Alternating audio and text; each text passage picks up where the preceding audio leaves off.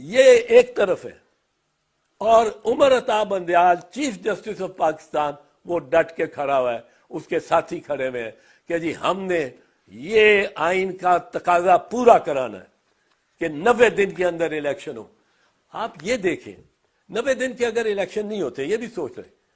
फर्ज की ये नहीं होते, या उस पीरियड में जो सुप्रीम कोर्ट ने उसको इजाजत दी हो 90 दिन के आगे, 90 दिन की बजाय सुप्रीम कोर्ट 110 दिन रख देता है। इन्होंने इतना वक्त जाया किया कि शायद 120 दिन देने पड़े, पर अब जब तक सुप्रीम कोर्ट ये नहीं देता, अब 90 दिन का मामला ये है कि आइन कहता है not later than 90 days before the poll, यानी नॉट लेटर डिसोल्यूशन से लेके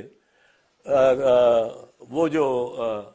इलेक्शन और पोल है वो नॉट लेटर देन 90 डेज। ये याह्या खान ने दरअसल जब इलेक्शन पोस्टपोन किए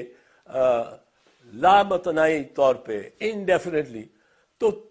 तब तनाज़ा शुरू हुआ बंगालियों का और पाकिस्तानी, वेस्ट पाकिस्तानीज का और ईस्ट पाकिस्तानीज का, और अल्टीमेटली बांग्लादेश बन गया। दूसरा उसने किया कि जब इलेक्शन हो गए,